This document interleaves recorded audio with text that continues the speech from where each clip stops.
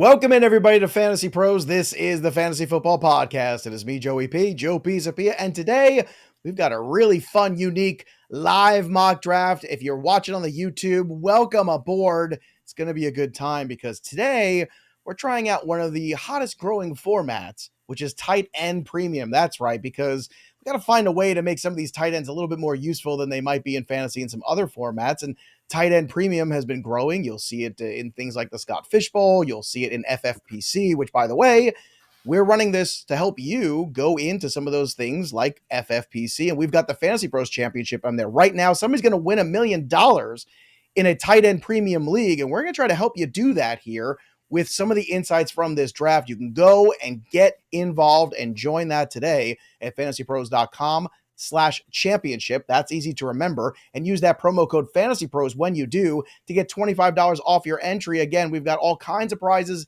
involved in that. We've got premium upgrades for you for a year, but money is what we're after. $1 million prize. That sounds good to me. And speaking of $1 million, look at this crew that I've got with me drafting today, along with our Discord users there. It's Andrew Erickson, Mr. Big Pot Energy himself, fresh off the flex draft with me, hanging out the weekend. He made it home in one piece. That's a good thing. We've got Pat Fitzmaurice here, the fantasy shillelagh, who's ready to bring the hammer here and all the drafts that he's got going on. And of course, it's Mason Dodd, who's here to class up the joint. He's got greenery in the background too, because he believes in renewable sources of fantasy. Mace, how do you feel about the tight end premium? Because this is a format, again, as we said, that is really starting to grow. Are you somebody that shies away from this format? Or are you somebody that is embracing the new?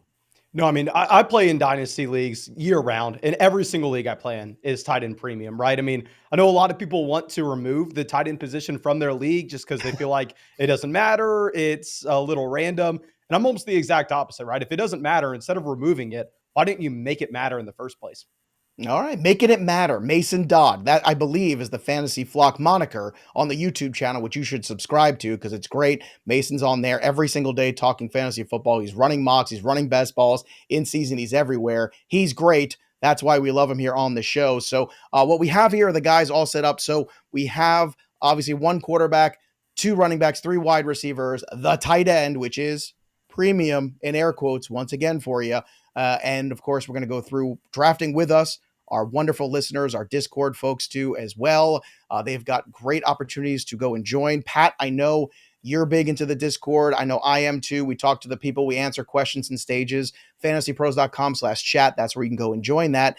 And Pat, I know in the Discord, you probably get a lot of tight end premium questions too. What's your approach to these formats? Are you somebody that really hits that value early and often, or are you somebody that maybe fades away a little bit in the tight end premium and just waits for the value to fall in your lap?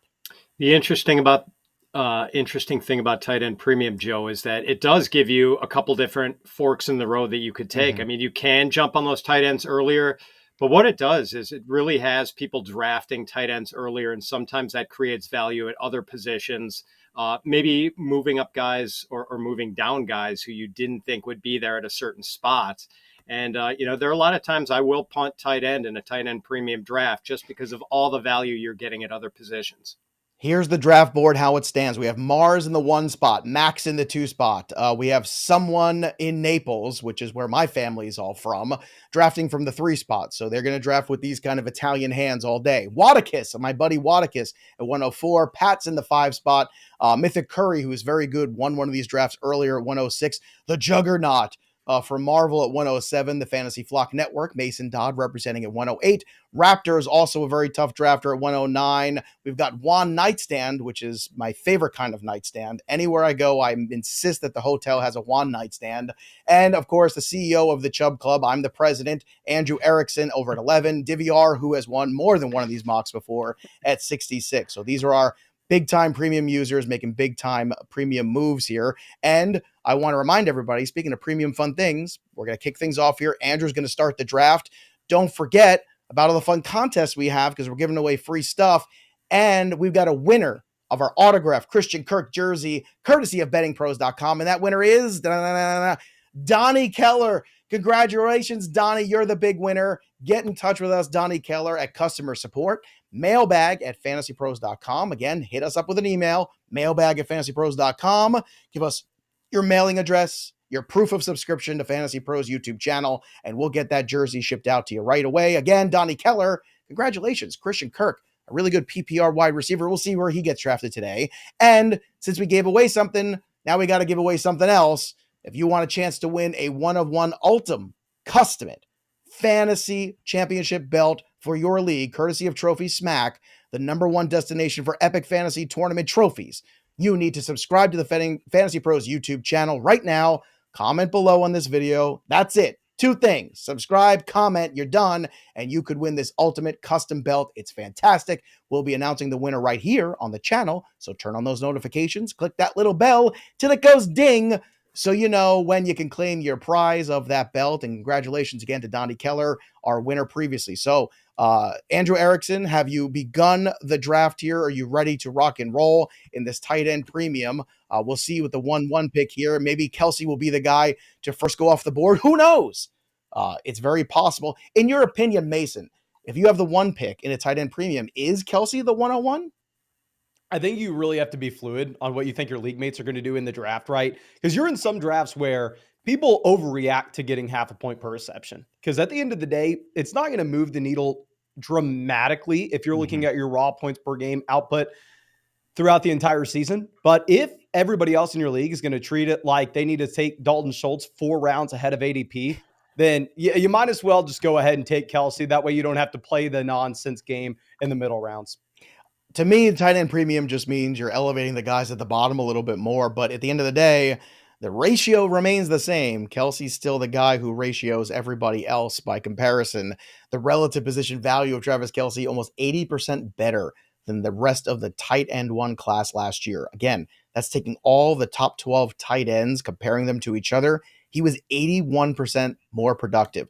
Justin Jefferson goes off the board first to Mars. Max takes Jamar Chase. There it is, 103. Someone in Naples, my people, they take it to Travis Kelce. If they like it at tight end, they put him onto the team. Wadakis here at 104 goes next with Tyreek Hill. So 3 wide receivers off the board. This is a full PPR. Pat, you pivot off the wide receiver run. Instead, you go with Christian McCaffrey. Full point PPR 105. Hard to argue with that value. Yeah, I generally like to fire with a wide receiver first. But, when Tyreek Hill went before, I really thought it was going to be McCaffrey. So I had to go with CMC. You said it, Jonah. PPR, like CMC is still gold in that format. Did Cooper Kupp enter your mind, or you're a little worried about the health right now with the hamstring and what's going on with him? He did. I would have taken him if the drafter in front of me had taken CMC. Well, now you can possibly have FOMO for the rest of the draft, and because Cooper Kupp went 106 right after you to Mythic Curry. Juggernaut goes running back as well. Austin Eckler at the 107. Mace, you're on the board at 108. What are you going to do here? I'm going to make the most biased pick you could ever see. I am a Texas Longhorn alum. I interviewed Bijan Robinson at the NFL draft, and I ran into him at the gym like 2 weeks ago. So I'm going to go ahead. I'm going to take my guy in Bijan Robinson. I mean, hell, I think the Atlanta Falcons want to lead the NFL in carries this next season. I don't know if they can do it, but they're going to try. And Bijan Robinson's a phenomenal passing down running back as well. Don't have to worry about the age. I'm just going to make a bias selection. I'm going to take my guy here at 8. He's my guy too. So everyone from Texas all the way to New Jersey loves Bijan Robinson. What'd you guys talk about at the gym? Did you just spot him there? A couple reps? Like, what are you doing? You putting up the same weight as Bijan? Please, people would love if you took a picture with me. Please. I sat there, begged him for about 30 seconds, and he went, okay, stop annoying me. I'll take a picture with you. And then I ran away with my tail between my legs. Well, yeah, I don't think you wanted to get that picture of you two at the gym. No offense to you, but Bijan is professional athletes. We're not quite that. We're fantasy professional athletes. A little bit different there. All right, let's get after Bijan goes at 108. Love the pick there. Raptors goes at 109 to Stephon Diggs. Then we have Juan taking CeeDee Lamb at 110. The Chubb Club is up here for back-to-backs. Takes A.J. Brown, Andrew Erickson at 111. Love that selection. Then DVR going back-to-back RBs. Saquon, Nick Chubb. Back to the CEO, Andrew Erickson. So Brown, Amon-Ra St. Brown at 202. So really, Andrew, what do you think Brown can do for you here with these 2 wide receivers? I think they can be really productive. I mean, the Sun God, I feel so confident. I was looking at some of my best ball exposure, and he's like the most drafted player I have. He was the most drafted player I had in DFS last year. So I'm just going to keep drafting him. Like, I don't really see why there's a reason to get away from Amon-Ra St. Brown, especially in the full PPR format where I think after the first 6 weeks of the year, this guy could be leading the NFL in receptions. And when Jameson Williams come back, okay, maybe that affects it. Maybe it doesn't. And Williams has been very polarizing in training camp so far. So until we see someone else step up in this Lions offense, it's St. Brown's show. Yeah, it absolutely is. And look, getting AJ Brown too, phenomenal value there. In the full PPR, I love being at the turn and getting double tapping those wide receivers, especially. We've talked so much, Andrew, haven't we, about the value of those mid-tier running backs here and some of those guys that might pop. That's a really interesting start here for your team. Let's see how it develops in this full point PPR tight end premium draft that we're doing. Garrett Wilson goes at 203 after Amon-Ra St. Brown, Devontae Adams at 204. Then you have Jonathan Taylor off the board. So you're doing the opposite here, Mace. You're going Bijan, you're going Jonathan Taylor. He has fallen down draft boards this weekend at the flex draft. On Saturday in my draft, it's a super flex half PPR. He lasted all the way to the third round. Now, again, it's super flex, so that pushes guys down a little anyway. But what do you feel about the value and the risk versus reward of Taylor at 205? Yeah, I want to be fully transparent. I have no idea what the hell the situation is going to be like for Jonathan Taylor this next year. The floor is incredibly low. It's an extremely risky selection. But at the end of the day, I enter in every single fantasy football draft chasing upside, upside, upside. There's one winner. There are 11 losers. So I'm going to swing for the fences. I mean, I'm going to be the guy that last year was taking CMC, Saquon Barkley coming off injury seasons where there was a lot of inherent risk, at least perceived risk with those players. But it's a running back that has the market share numbers, both as a rusher, a receiver that we look for. He's an elite talent, still on his rookie deal. So I'm going to take him here at 205. Just one season removed from being the RB1 overall on most consensus boards, and you got him at 205. And pairing it with Bijan, that should make everybody in this league a little bit afraid. I can't wait to see what you do with the wide receiver room. Tony Pollard goes next at 206 to Juggernaut. Mythic Curry selects Jalen Waddle. Pat Fitzmaurice takes the second tight end off the board. A pretty good value, I think, with Mark Andrews at 208 in this format. But Pat, do you have any concerns about Mandrews now having to compete for targets with Zay Flowers, with Odell Beckham? And I guess in theory, a healthy Rashad Bateman, if that's a real thing. There is seemingly, in theory, more target competition, Joe, but what are the odds of all three of these guys, Zay Flowers, Rashad Bateman, Odell Beckham, being healthy all at the same time? Not worried about Flowers' health, but obviously Beckham and Bateman have major injury concerns. So I'm not too worried. I mean, I think there's a big gap between Andrews and whoever you want to put as the tight end 3. So, even though I was willing to punt tight end, I think even in non-premium, Andrew should go to around the second, third round turn. So this felt like a good spot for him. All right, we'll see how you build at that wide receiver room. I know you're on the clock. Watkins at 209 selects Ramondre Stevenson. Great value there. He's going to get all the touches. Chris Olave at 210, then Derrick Henry at 211. Devonta Smith at the turn at 212, followed by Patrick Mahomes, first QB off the board at 301. Not shocking there. T. Higgins at 302, Josh Jacobs at 303. So great potential value there with Jacobs, potential value with Jonathan Taylor. If you're doing early drafts in August, take a look. These are spots where, yeah, there's some risk, but the reward could be spectacular. Josh Allen at 304 goes to Watkins. Went back to you, Pat. You selected Keenan Allen at 305. So how do you feel about this build? McCaffrey, Andrews, Keenan Allen. How does that work for you? Don't love it. That was the cost of taking Mark Andrews early and going running back in the first round, is that, like the top tiers of wide receiver had been wiped out. I just needed a safe, high volume guy. So, I took Keenan ahead of some running backs who I would normally prefer to take earlier. Felt like I had to go a wide receiver, sort of painted myself into a corner, if we're being honest. Well, if you have to, I mean, I think there's worse guys to do it with than Keenan Allen. And also, it is a full point PPR. So Keenan Allen has a lot of value, has a lot of target share in that offense. Pat, what do you think about had you not gone in and just taken Keenan Allen there? Jalen Hurts went right after at 306. You would have had an advantage at CMC, an advantage at tight end with Mark Andrews, and an advantage at quarterback with Hurts, and then just drafted wide receivers. Do you think that's a strategy for people in the middle in that circumstances to not fall into the I gotta take a wide receiver thing, as opposed to just trying to take value that's better than other people's potential spots to outperform in their lineup? I have the personal rule, Joel, that I will take either a premium tight end or a premium quarterback, but not both, especially in a league where you have to start 3 wide receivers. There's just too much on the line at the wide receiver position, and I can't short myself like that. Incredible discipline, folks, from Pat Fitzmaurice. Please pay attention to the discipline from Fitz. Mythic Curry selects Jalen Hurts at 306. Then Juggernaut Calvin Ridley at 307. Flock starts with a wide receiver at 308. So DK Metcalf is the guy. Mason, I know you're on the board, so we'll come back for both of your picks in a second. We'll let you make the second one. Breece Hall at 309. Jameer Gibbs at 310. Then Erickson, you went running back. So Travis Etienne, pretty good start here. How do you feel about Etienne here being your RB1?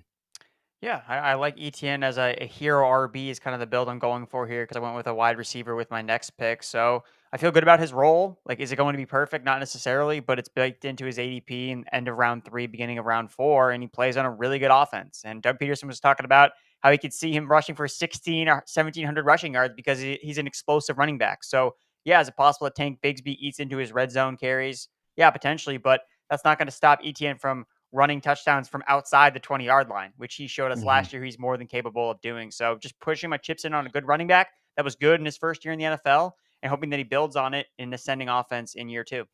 You know what's good are the insights that the Draft Wizard can give you. And of course, we're using Draft Wizard here to do our mock draft today. We want you to go download the app, run as many draft simulations as you can. But the insights, Erickson, this is where I question because you ended up with Chris Godwin with your next pick.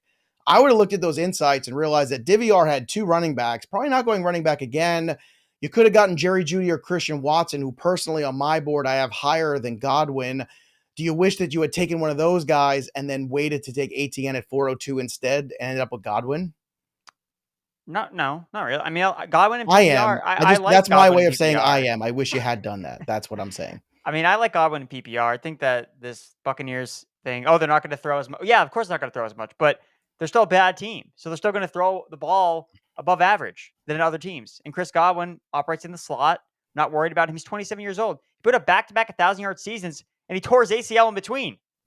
He didn't miss a beat. So I think another year removed from the injury, he makes yards after the catch. I think Chris Godwin is just a super talented wide receiver that's being vastly underrated in PPR drafts. Okay. You did your best to try to sell me. I'm still not sold. Use the insights. Don't be like Andrew, everybody. Use the insights. Take Jerry Jeudy, take Christian Watson over Chris Godwin. But we'll fight about that later, he and I. After that Chris Godwin pick, then you have Amari Cooper at 403, Lamar Jackson at 404. Interesting value. Another dude here, Najee Harris at 405. Mason, let's talk about this roster construction. Bijan, Jonathan Taylor, DK Metcalf, Najee Harris. It's a full PPR, but you're controlling a lot of potential touches here. Really interesting team. How do you feel about the Metcalf and Harris selections and what this build looks like so far being so heavy on the RB side? Yeah, generally when you go RB, you definitely can't be taking 2 running backs in rounds 3 and 4, right? So whenever I was on the clock at 308, you just essentially look at the landscape of both running backs, wide receivers available. I felt that there were more running backs in that tier, such as Breece Hall, Jameer Gibbs, Travis Etienne, Najee Harris, or is pretty much going to get one of those guys on the way back around if I really wanted versus wide receiver. So just locked in DK Metcalf there at the 308 to make sure I have some help at wide receiver, and then figured I'll take whatever running back makes it back around to us at the 405. Okay, continuing on with the draft here, DeAndre Hopkins at 406, then Joe Mixon at 407, Aaron Jones at 408 to Pat Fitzmaurice. What are your thoughts, Pat, on Aaron Jones now in this offense? And a lot of people say, hey, Jordan Love's there, even more for Aaron Jones, but A.J. Dillon could also continue to eat into those touchdown potentials. You and I were in the Dillon business last year. It was frustrating. Aaron Jones was the guy last year. Can he be the guy again in 2023? I think he can be. We really haven't seen any signs of slippage, Joe. And, I think both of us had our confidence in A.J. Dillon shaken last year by what we saw. So, I don't think Dillon is ready to pass Aaron Jones as the primary threat there. And maybe with Jordan Love, they lean a little harder on the running game than they would otherwise. DJ Moore goes next at 409, then Deebo Samuel at 410, Drake London at 411, another tight end off the board here, 412, TJ Hawkinson, followed by Kenneth Walker to start off the 5th round. Miles Sanders at 502, Cam Akers at 503, Kyle Pitts goes at 504. Back to you, Pat, for 505. Brandon Ayuk gets added in. So Ayuk, an interesting piece here. Uncertainty, as we just discussed on the Betting Pros podcast, in that San Francisco quarterback room. Is Purdy healthy? Is Lance going to get a fair look? We don't know, but what do we know about what we believe Brandon Ayuk can give us in fantasy this season? Oh, I'm excited. I mean, we saw sort of the breakout last year with, 1,000-yard season, and the reports out of training camp have been glowing about Brandon Ayuk. Like the beat writers are falling all over themselves, praising Ayuk and how he has performed so far in camp. And the nice thing is, Joe, yeah, no definitive answers for the 49ers at quarterback right now, but they do have a lot of possible answers. And so if something, one guy doesn't work, they can plug in another option. And if that second option doesn't work, there's a plan C now that they've got Sam Darnold around. So, no matter what, Debo's kind of gimmicky. He's a short area receiver used close to the line of scrimmage. Ayuk is really the only serious downfield target they have at wide receiver. So I like him a lot this year. Okay. Continuing on after Brendan Ayuk, Terry McLaurin goes at 506, Deontay Johnson at 507, George Kittle at 508. This is funny here, Mace, because this weekend in the flex draft, you've got a couple players here that I selected too. When the wide receiver room gets away from you a little bit, I think when those premium tight ends are still available, that's where you pivot. And you did that with George Kittle. Then you came back and took Justin Fields at 605. So let's talk about these two selections here, because Kittle and Fields right now, I mean, you're kind of doing that. You're saying, hey, wide receiver's not coming to me. I'm reading the board. I'm going to take the best players I can and build roster strength that way. How do you feel about Kittle and Justin Fields here in the 6th spot? Mace, you're on mute. Let's take you off there so we can get you. Yeah, I love Kittle at this pick. I think he easily outscores all the wide receivers that are getting drafted in this range, given the fact that we have the tight end premium format. There's no way in hell Tyler Lockett scoring more points than George Kittle in this kind of league. And then I really like the quarterbacks here too, such as Joe Burrow, Justin Herbert, Justin Fields. But I looked at the tier of quarterbacks versus the tier of tight ends, and I figured, well, you know what? I probably can get that elite level quarterback on the way back around in the middle of round 6. And yeah, it worked out exactly that way. So we got Justin Fields 605. Okay. By the way, everybody, want to make sure that you realize that draft season is not just about drafting football teams. It's about hanging out with everybody, having a good time. And you want to do that with a nice cold Miller Lite. That's the way to do it. If you're going to do the draft season right, you want to do it with a nice Miller draft beer. And of course, the light kind too. Andrew knows this. Mason knows this. These guys are at the gym, I don't know, 3-4 hours a day, potentially. We know that about them. But look, Miller Lite right now has got a great deal going on for you, that if you go to MillerLite.com/fantasypros, you are able to go ahead and have Miller Lite delivered to your house. So if you forget to go pick up that 6-pack or that 12-pack, guess what? Miller Lite's got you covered. And it's summertime, it's football season, it's draft season. So get another couple extra 6-packs for that barbecue, or just sitting around after a hot day and you want a nice cold Miller Lite. I know I do. Right after this draft, that's what I'm doing. So go to MillerLite.com/fantasypros. That's MillerLite.com/fantasypros. And you can pretty much get Miller Lite anywhere that sells beer, but we want to remind you to drink responsibly. Miller Brewing Company, Milwaukee, Wisconsin, 96 calories. That's it. That's all that's in the Miller Lite, just 3.2 carbs. And that is for the 12-ounce variety too. I could throw back a couple 12 ounces of Miller Lite right now. That'll probably make this draft even more fun. But again, then our producer Chris gets mad at me. So let's get to the next pick here. After we have George Kittle, Tyler Lockett goes off at 509, Joe Burrow at 510, Darren Waller to the CEO of the Chubb Club, then Justin Herbert at the turn with J.K. Dobbins, back with Rachaad White. So let's talk about your selections here at 5'11 and 6'2. Andrew Erickson, Darren Waller, your expectations, and can he stay healthy? And Rachaad White, can he be a real true number one?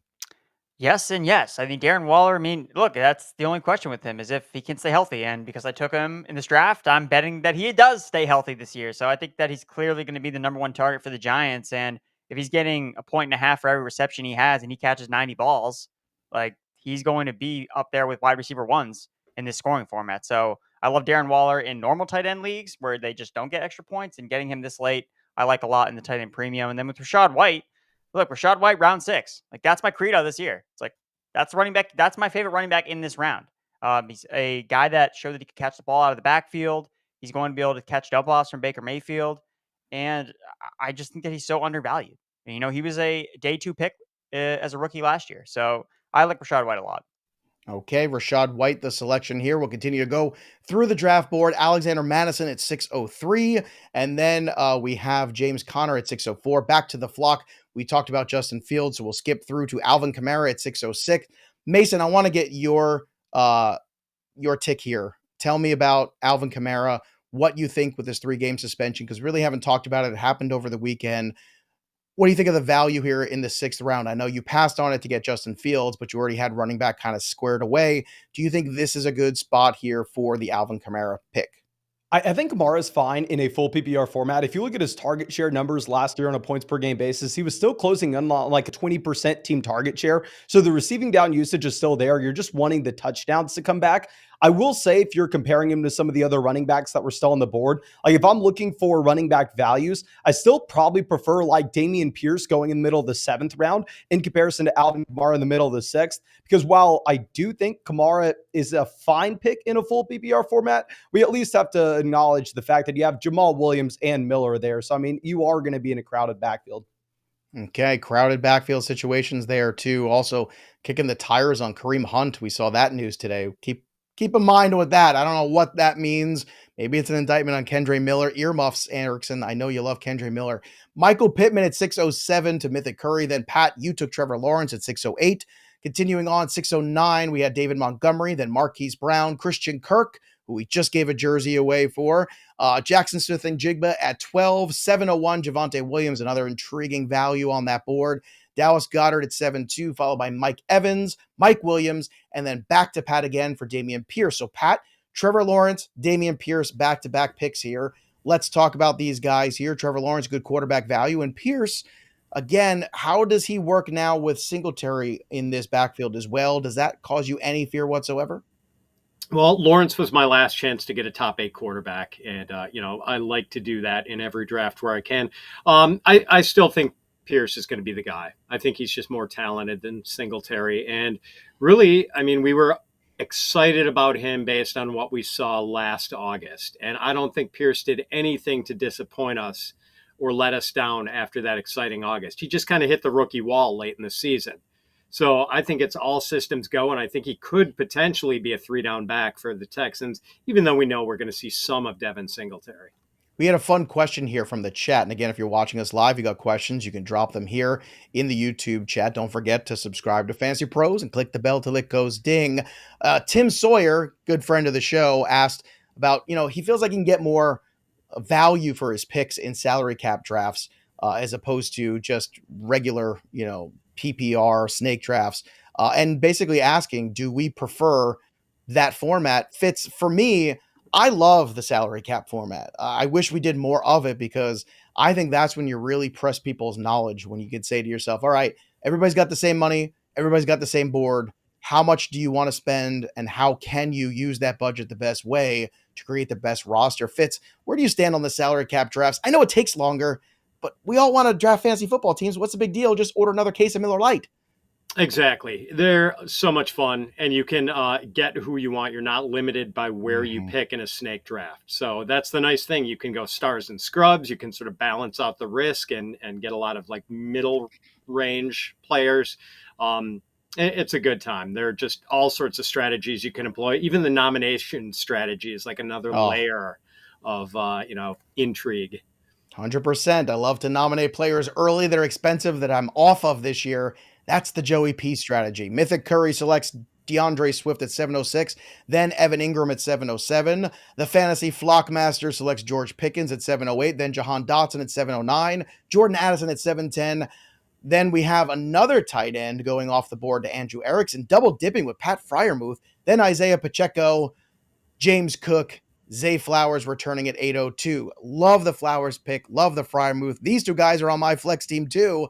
Let's talk about these dudes. I want your take on them. Andrew Erickson, why the double tight end strategy here? Is that just to draft a trade? And is Zay Flowers, in your opinion, going to break out in his rookie season? I do think Zay Flowers will break out in his rookie season because I think that he has the best chance of playing the most snaps for the Baltimore Ravens among their wide receivers. So that's just, I'm betting on that, betting on a first round talent in Zay Flowers. So I think that he's going to be a perfect weapon for Lamar Jackson, especially if he works from the slot inside where we're going to see more of Rashad Bateman work on the perimeter.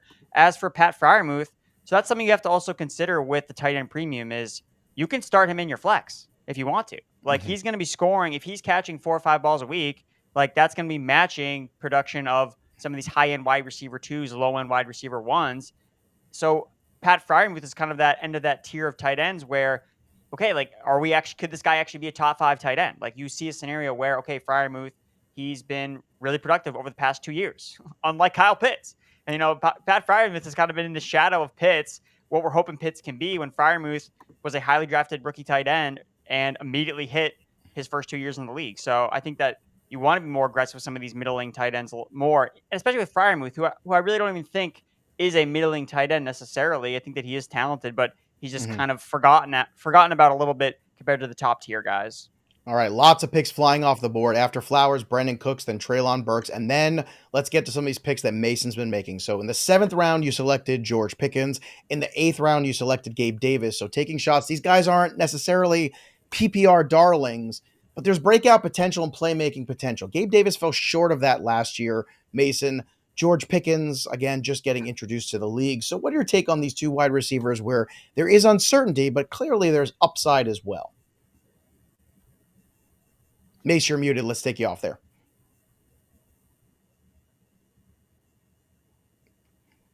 Mace, you're muted. Let's get you off there. He's so kind, isn't Mace? That's the good Southern boys. They always have their manners. I love that about Mace. He's like, he says sir and ma'am.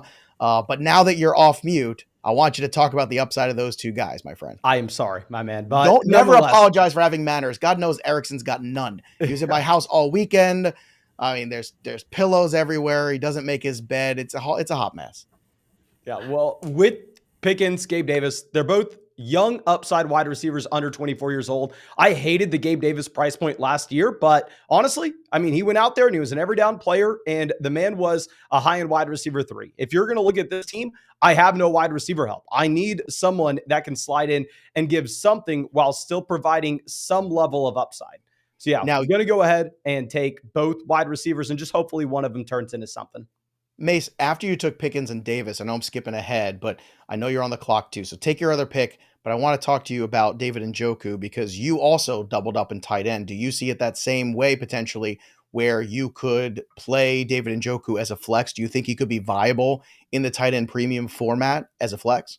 Exactly. I mean, if I were to ask you this next year, who scores more fantasy points? David Njoku, Rondale Moore, Kadarius Toney, Jacoby Myers, all these guys that are getting drafted in this range. It didn't even have to be tight end premium. David Njoku is going to outscore these guys, So once you add in the fact that it's a tight end premium format, it almost makes it a no-brainer in my mind. Even if I already took George Kittle in the 5th round, it would have been different maybe if we went Kelsey round 1, but I mean, hell, George Kittle round 5, it's not like a crazy investment. Yeah, and look, why you want to use all of the insights here that Draft Wizard has to offer, and some of these too, when you have these premium settings, you can go in and you can basically manipulate however these drafts are. You could set it to making tight end a priority, making quarterback a priority if you know your league is very heavy. So there's so many incredible pieces of the Draft Wizard tool that are available to you. So make sure that you're not just doing mock drafts in the ether, but you're doing specific mock drafts that actually help you. So if you are doing FFPC and you are going out to try to win $1 million playing fantasy football at fantasypros.com/championship, and you want to run simulations where you're going to elevate the tight ends as you see it happening in this draft, you can do that on Draft Wizard. And that is huge. fantasypros.com/Draft Wizard, but just download the app because everyone uses apps anyway. All right. After we go through with Gabe Davis, Cortland Sutton at 806, then Juju at 807, Pat took Quentin Johnson at 808, A.J. Dillon at 809, Deshaun Watson at 810, Dak Prescott at 811, Elijah Moore at 812, Dalvin Cook, first pick of 901, still no landing spot, who knows? Antonio Gibson at 902, Brian Robinson at 903, Michael Thomas off the board at 904, Rashad Bateman at 905. Fitz, let's talk about this. Building in some wide receivers with upside because you said it before, a little behind in the game. Quentin Johnston, certainly you could make a case as the number 3 target possibly in this offense, whether Mike Williams is healthy or not. And then Rashad Bateman, who is another guy, big risk in terms of health. But do you think that Bateman and Quentin Johnston in 2023 can give you that upside that you need right now because you're a little behind in that room with just Allen and Ayuk? Maybe. I'm really behind at wide receiver, Joe. So I'm taking some big upside swings with those guys. And, Quentin Johnston, like a lot to like with the physical dimensions and the college production. But, some questions. He's got 2 good receivers ahead of him. His catching technique has been called into question at times. Bateman, who I loved as a prospect coming out of the University of Minnesota, but he's dealt with some injuries and, there's been some acrimony between him and the Ravens front office. So, there are a lot of issues. I'm just behind at wide receiver, like my situation everywhere else, but I'm trying to play catch up and throw in some darts, Joe. It's always tough to draft against our listeners. They're very smart. They read all the articles, they listen to all the shows, they're watching on YouTube. And that's why I run my mocks to get ready for my big drafts against them in Discord all the time. They know it. They prepared me last year for Flex. I won the championship, and it's because of them. Go be like them. Join Discord, fantasypros.com/chat. It's free. Go check it out. There's a mock draft channel with a bunch of degenerates mock drafting all day long. It's fantastic. After Bateman, Jacoby Myers off the board. Obviously, Mace, not a fan. Tua Tagovailoa, and then David Njoku, Kadarius Toney at 909, Jamal Williams at 910, Khalil Herbert at 911. Then at the turn here, Rondell Moore at 912, and Sky Moore at 1001. Zach Charbonnet to you. So Erickson, Charbonnet, Khalil Herbert, 2 running backs, giving yourself some depth here besides Travis Etienne and Rashad White. How do you feel about the selections and how this team is getting put together here? This is basically whatever I do when I do a hero RB start. I have one guy in ETN that I feel really good about, and then some other guys that come with more question marks, but I only have to start 2 running backs. So I just need one of these guys. If Khalil Herbert emerges as the RB1, great. I can start him. Is Kenneth Walker fully healthy from his groin injury? Well, Zach Charbonnet is the healthier of the 2 backs, even though Pete Carroll said he was going to be out indefinitely. He's back at practice 3 days later. So leave it to Pete Carroll to get us all freaked out about Charbonnet, but it looks like he's fine, and I'm back drafting him with some confidence. They spent a lot of draft capital on Charbonnet. So if Ken Walker for this groin injury lingers into the season, you could see Charbonnet have a really big role from the get-go. Samaje Perine goes at 10:03, Nico Collins at 10:04, then Alan Lazard at 10:05 to you, Mason. Mason, you also took Odell Beckham with your next pick. So continuing to take some shots on wide receivers. So you took shots on Pickens and Gabe Davis on the younger side. Then there's here 2 more on the veteran side, I think we can say. So Odell Beckham's a real interesting one to me because I know a lot of people question whether or not he can return to form of what he did in that stretch run for the Rams 2 years ago on the way to the Super Bowl win. Do you think Odell Beckham has enough in the tank for one more year like that? Most likely not. But the fact of the matter is, most likely any round 11 wide receiver is not going to do anything for you, right? So, I mean, if I'm having to swing for the fences, does Odell have a better shot than Zay Jones, Romeo Doubs, Marvin Mims? I mean, that's the wide receivers that are going in this range. Maybe you say Odell's probability of being a top 24 guy this next year is 30%. Whereas the other guys maybe are at 20, 25%. It's obviously just a game looking at the range of outcomes. And I think it is in the range of outcomes for Odell Beckham Jr. to go out there and be a top 24 wide receiver in fantasy. Aaron Rodgers, 11:07, then Tyler Boyd, 11:06. Greg Dulcich to Pat Fitzmaurice, so he takes his second tight end. I like Dulcich. He's a good late one there. Then we have a little run. Tyler Higbee. Everyone got scared when Pat did that. Tyler Higbee at 11:04, Dalton Schultz at 11:03, Devon Achane, 11:02. Jalen Warren at 11:01, then Tank Bigsby at the turn here as well as we continue to fly through this board. After Bigsby at the 12 spot here, you have San Francisco defense going off the board, Adam Thielen at 12:10, Devin Singletary, then back to you for Jeffrey Wilson Jr. Pat, same thing. Do you feel like Dulcich was the value there and another potential tight end that in the premium format has flex appeal? I do, and Lord knows I'm not going to be flexing a wide receiver very often with this team, Joe. So that gives me an additional option, and I like Dulcich a lot. I mean, and maybe the Tim Patrick injury sort of helps Dulcich in his target outlook this year more than it helps any receiver beyond Judy and Sutton for the Broncos. Pat, it feels like you might need one extra Miller Lite after this mock. Is that true? Do you feel like that? Probably. I never feel good about being short on wide receivers, Joe. So it might be 2 or 3 Miller Lites. Okay, well, there you go. But drink responsibly, everybody. Drink responsibly. And draft responsibly, too. Mythic Curry, 1766 selects Jawan Johnson after Jeff Wilson goes off the board. Sam Laporta, this is where people start taking shots at tight ends in this format, so pay attention. Tyler Algier goes next. So here you go. You handcuff Tyler Algier and Bijan. Mason, I thought you were a believer, a real believer, still handcuffing? Talk to me. I mean, generally, I'm not targeting handcuffs, right? Like, I'm not going out there and reaching on ADP for these handcuffs. But at this point, I believe Tyler Algier had fallen like 25 picks past ADP. I thought in a vacuum, he's the best guy on the board. I like a running back that has the possibility to be a running back one in fantasy, which we've seen from Tyler Algier at the end of this last season. So it so happens to be that we handcuffed Bijan Robinson. That's not the one-for-one intent, but I mean, yeah, we'll take it if we get the value. Okay, we'll take it if we get the value. You also took another Texas running back that I'm very high on with your next selection in the 13th round. So let's just stick with you, Mace. Roschon Johnson. I always feel like if Roschon played anywhere else than behind Bijan, he would get a lot more attention. I know he's got two guys ahead of him. That's the problem. But here's about taking shots, not just for the first 6 weeks of the season, but for the next 6 weeks after that. Do you believe that Roschon can be that guy who eventually gets that opportunity and maybe is one of these guys that could be a potential league winner, even if he gets enough action in that Bears offense? Yeah, I mean, I love the prospect, and I think it is an extremely murky backfield. If I had to put probabilities, maybe 50% of the time, Khalil Herbert's running back one, 30% of the time it's Deonta Foreman, 20% of the time it's Roschon. I don't know what the exact probabilities are, but nonetheless, I think that there's a possibility Roschon Johnson ends up as the running back one in Chicago. I've already bet on this offense by taking Justin Fields, so we're going to kind of double down that this offense is pretty good. Okay, so after Tyler Algier at 1205, then Gerald Everett went, then Raheem Mostert. Andrew selects one of his favorite guys, Marvin Mims, who I know he took in the flex draft. We'll talk about him and his next selection, Romeo Dobbs and Rashid Shaheed at the turn. Then Andrew went ahead and took Geno Smith there. That's his QB, right? I don't see another QB. So he waited.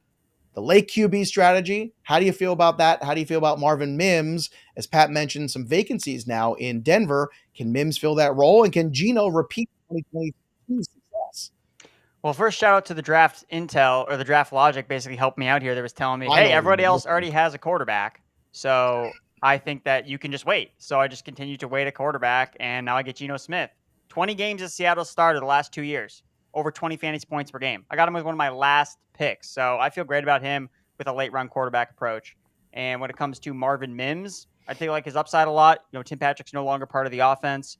So with Patrick out of the way, I think Marvin Mims is going to at least slide into that KJ Hamler role, potentially be that moonball target for Russell Wilson. So I like the explosive upside on my bench. I can kind of see him play out a role, and then I can potentially start him in the flex or at one of my wide receiver spots.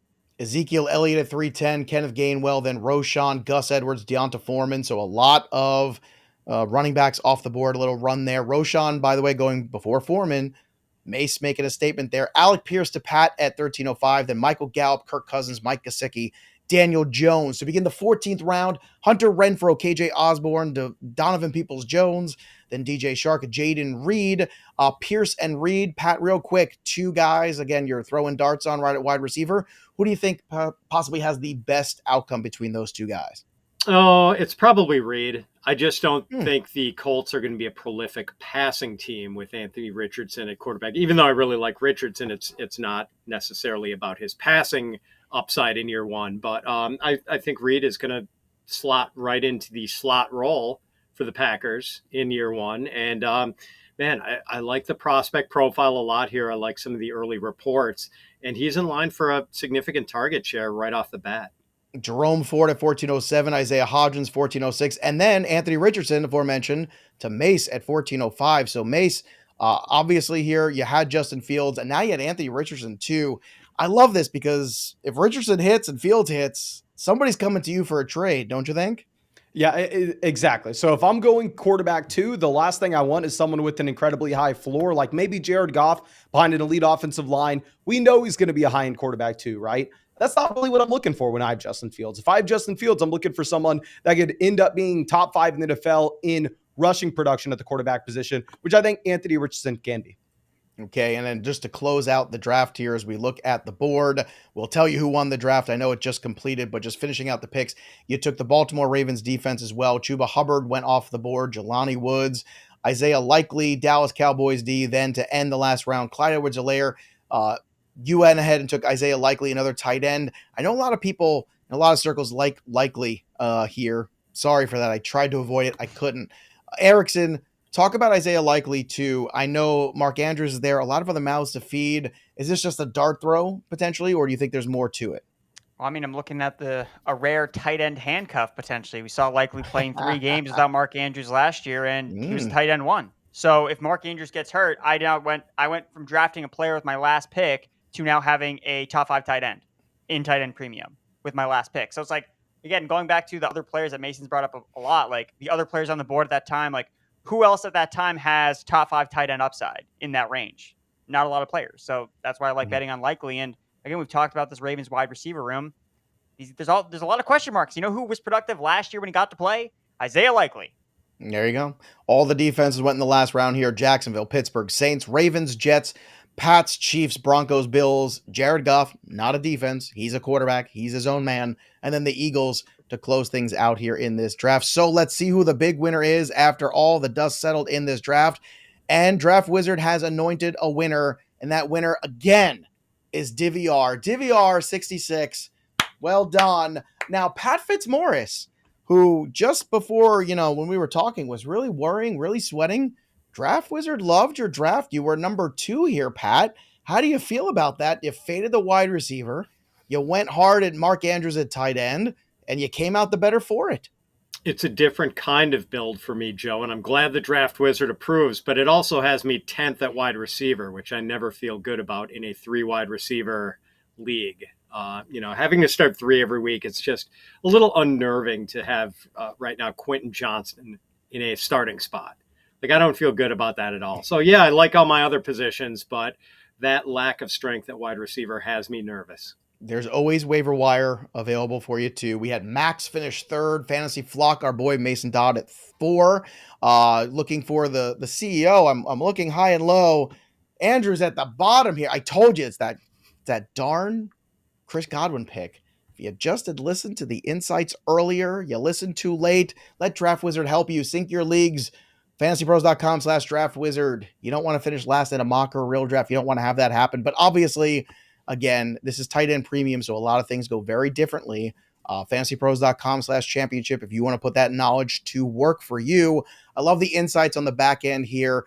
Erickson, I think it's always fun to look back to and say where you could have possibly gone better. And that's one of the insights available too. So what does Draft Wizard say that you should have done? Because Captain Hindsight is always 2020.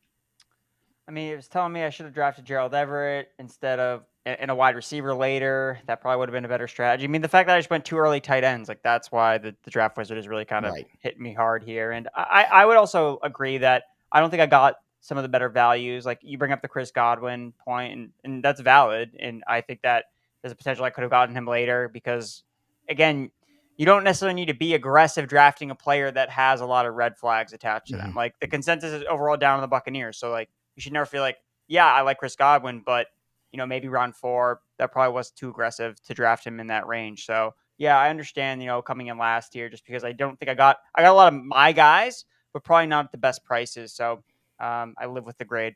Yes. And of course, you get the expert opinions, which experts liked your draft, which ones did not. You get the steals and the reaches, so you can kind of know what happened there. Also, the pick analysis is great, and the team strengths is great too. So, you want to build core roster strength. Draft Wizard will tell you where you did that and where you're falling short and maybe where you should be putting your attention to the waiver wire. Let's recap the teams real quick here. Let's start with you, Mason. Obviously, a pretty good feeling. We know how you started there with the heavy running backs. This is what it looks like. Justin Fields, a quarterback. Bijan Robinson, Jonathan Taylor. What a duo that could possibly be. Trio with Fields even. That's I don't know, 3,500 yards rushing minimum if everybody's healthy, right? I mean, that's pretty good to me. PPR be damned. DK Metcalf, George Pickens, Gabe Davis, obviously taking shots here because you went big build with the running backs. Kittle is the tight end, but Najee Harris, the other running back. So let me readjust.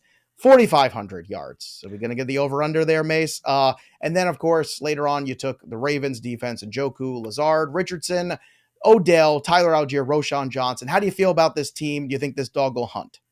I mean, it all comes down to Jonathan Taylor, right? Jonathan Taylor's the top 3 running back this year. This team wins it. If he's not, this team loses. So don't want to sit here and act like I know exactly what's going to happen, but I think we have a shot, and that's all I'm looking for in fantasy football. Well, you said it. There's 11 losers in this room. It's not me. I'm not in this draft, so I'm automatically won. Pat Fitzmaurice, Trevor Lawrence, Christian McCaffrey, Aaron Jones. Pretty good start there. Keenan Allen, Brandon Ayuk, Quentin Johnston, Mark Andrews. Again, you're always going to hurt at wide receiver 3 whenever you go big tight end. Even if it's a non-premium situation, you have to understand that's typically what happened. Same thing happened to Mace. So just understand that all that means is your third wide receiver has to act like a fantasy league average tight end. and most wide receivers do in that range. Mark Andrews, Damian Pierce at the flex. Then you have the Chiefs, Rashad Bateman on the bench with Jameson Williams. So you got some upside there, Pat. Dulcich, Wilson, Pierce, Reed. How do you feel now the draft wizard kind of, made you feel a little better? Patted you on the head, Pat. Yeah, I'll take that pat on the head, Joe. I Mhm. just need some of those later round wide receivers to come through for me. I threw a lot of darts, and I need to stick a few triple 20s. Then I'll feel good about this team. All right, Erickson, let's go through this team here. Geno Smith, Travis Etienne, Rashad White, A.J. Brown, Amon-Ra St. Brown. Man, I love that duo so much. Geno, incredible value late. Chris Godwin after that. You did take Darren Waller and Pat Freiermuth. You did go the double tight end there. Jags defense. You got Zay Flowers, too, who I love this year. Khalil Herbert, Charbonnet, Kendre Miller, Marvin Mims, Isaiah Likely. Erickson, tight end premium. How do you feel about this roster? I mean, I like it in the tight end premium format, but again, I just don't think I got a lot of great values on players. So ultimately, if I'm right on some of these players that the consensus is lower on, I'm feeling that less. Like the impact of it is less. So that's something to always keep in mind. Like, yes, you want to get your guys, but you want to be cognizant of trying to get them at the best prices, because ultimately, if you draft a breakout player in round 2 that everyone has steamed up, like what are you actually winning when that guy hits? You want the breakout player that you draft in round 6 that gives you a round 2, return on your investment. So I think that, again, just the Chris Godwin pick, you pointed out when I made the pick. Yes, I think it was probably a bad pick at that point. Like, shouldn't have drafted him that high. I don't want you to live in the mistake, Andrew. I mean, we make mistakes. Well, this is why we go and review the drafts, what we're because doing. this is how you practice, how you get better. So Chris Godwin round 4, it's probably too much. It's probably too aggressive. So wait till round 5. It's okay. I forgive you. It's never a bad decision.